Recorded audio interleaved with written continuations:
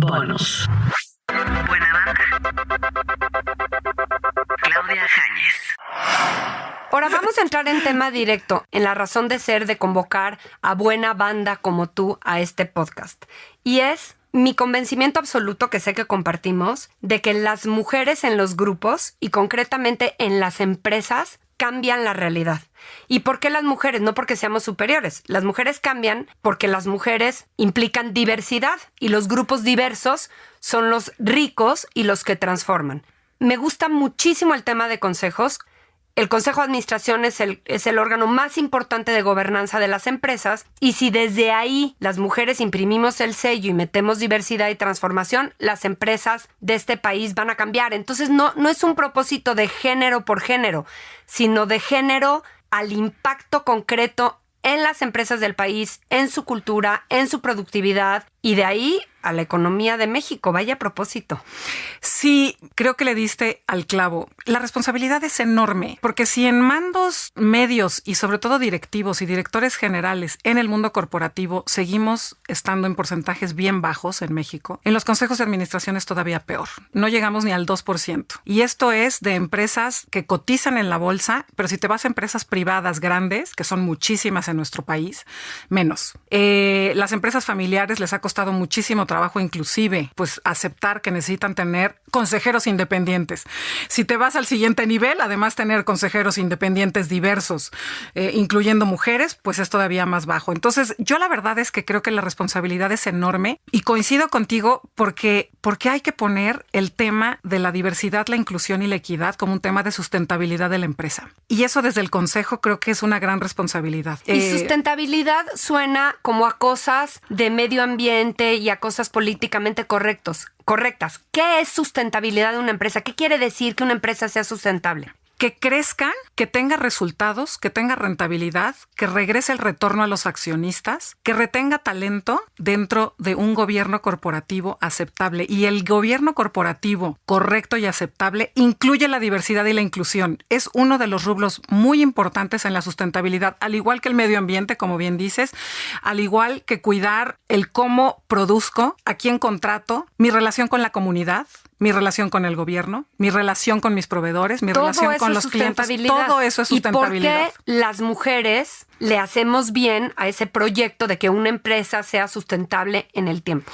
Porque seguimos, si tú ves, por ejemplo, el mundo, tiene pues el 51% más o menos de la población mundial y en México pues somos mujeres. Sí traemos a la mesa una perspectiva diferente y no por ser mujeres nada más, sino porque lo que hemos vivido a lo largo de nuestras carreras profesionales, Blanca Juana, es diferente y eso no nos hace ni mejores ni peores, nos hace diferentes.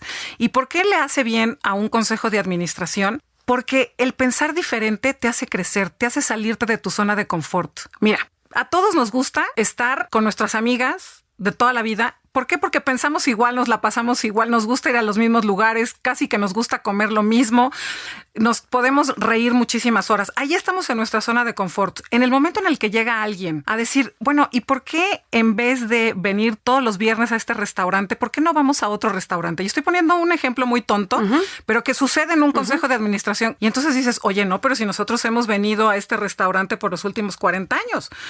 No, bueno, vamos a otro restaurante. Y te das cuenta que cuando llegas a ese restaurante, ¿te gustó más? Claro. Le diste la oportunidad, la comida estaba más buena y además lograste tener un lugar en ese restaurante que inclusive puedes platicar mejor.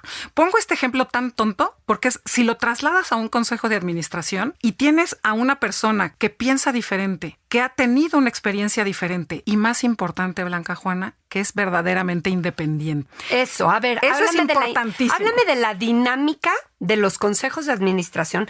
¿Por qué y cuál es la razón de ser de los independientes? Porque hay todo tipo de consejos, ¿no? La gente entiende, es que el consejo es los dueños. No, a ver, vas. Sí. En las empresas que cotizan en la bolsa, pues es una obligación tener consejeros independientes. En las empresas privadas no lo es, sin embargo, ayuda. ¿Qué significa ser un consejero independiente? 1, que no eres empleado.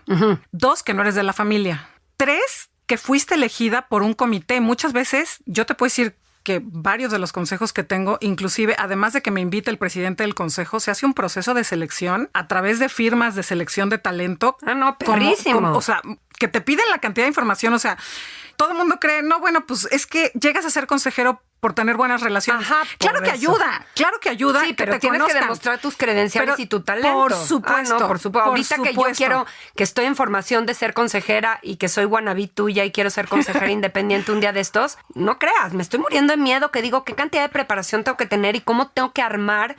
Digo, la experiencia ya la traigo, pero en mi caso, para ser una buena consejera y ser elegida, ¿no?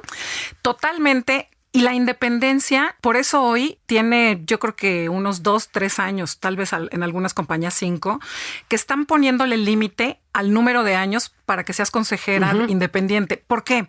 Porque después de 7 o 10 años te vuelves parte de la compañía. Claro. Porque al final estás en las entrañas, estás en las decisiones, estás en la estrategia y sobre todo estás en la responsabilidad pública de ese consejo de administración. Entonces, hoy firmas un contrato formal, cosa que antes no se hacía. Firmas un contrato formal con ellos, con una temporalidad que evidentemente puedes reelegir y demás. Y significa que no eres de la familia. Y si eres de la familia, pero fuiste elegido, o sea, no necesariamente porque seas de la familia no vas a ser consejero independiente. Sin embargo, aún personas de una empresa familiar pública, porque todavía las hay, que controlan que se quedan con ciertas acciones que no ponen en la bolsa, aún ellos pasan un proceso de selección. ¿Por qué tal persona y no el primo o el otro hijo? Sí, sí. O sea, es quien verdaderamente cumple estos requisitos. Y la otra, también la responsabilidad de la que hablábamos antes, voy a poner un ejemplo. Imagínate que en 1 año, 2 años, 3 años, resulta que no había fondos para pagar, ¿no? En cualquier empresa. Y entonces van a voltear y van a hacer una auditoría y van a decir, ¿por qué autorizaste pagar X millones si no había dinero? Y yo no puedo decir, es que no entendí. Es que fíjate que el CFO, pues a mí me presentó los datos y pues yo le creí y pues ya está. Y pues yo firmé el acta. No, a ver, el consejero independiente, por eso es importantísimo firmar contratos y tener la responsabilidad, tiene responsabilidad personal y tiene responsabilidad profesional y un deber fiduciario que va inclusive en contra de su propia reputación profesional. ¿Cuántas historias de terror no hemos visto, sobre todo en Estados Unidos o en Europa, de consejeros que acaban pues embarradísimos. Entonces, pues sí, se oye bien sexy, se oye padrísimo. No, es que se oye como, yo cuando me retire voy a ser consejero, como si fuera a jugar golf y pasarla bien. Una vez que tú estás en un consejo, eres consejero todo el año. Tú eres consejero todo el tiempo. Sí. Los 365 días del año. Tu nombre aparece en la lista de consejeros. O sea, esto no es de voy y me paro, como tú dices, como cuando voy a jugar Preparo golf. Tantito antes de ir a la reunión y ya. Entonces, cuando entiendes eso, te das cuenta que si tú ves algo, viste algo, pues tu obligación es decirlo antes, durante o después del consejo. Ya sea el presidente del consejo, ya sea el presidente del comité, ya sea el CEO. Al final el CEO es quien reporta al consejo, tú bien lo sabes. Y ese tipo de cosas, una vez que entiendes como tu rol, pero cuesta trabajo al principio, muchísimo trabajo. Por supuesto. Ahora que felicidades de que estás en el IPADE, yo la verdad es que estoy muy cercana al IPADE y creo que el hecho que haya mujeres como tú y hombres, pero en el sentido de que vayan mujeres, te felicito, porque la primera vez que yo fui al programa de consejeros del IPADE, creo que había 2 mujeres. Y yo sí les decía, oigan, tienen que tener mejor selección en el sentido de pues, tener más diversidad, porque si vas a dar un programa de consejeros, pues tiene que haber diversidad. Bonus.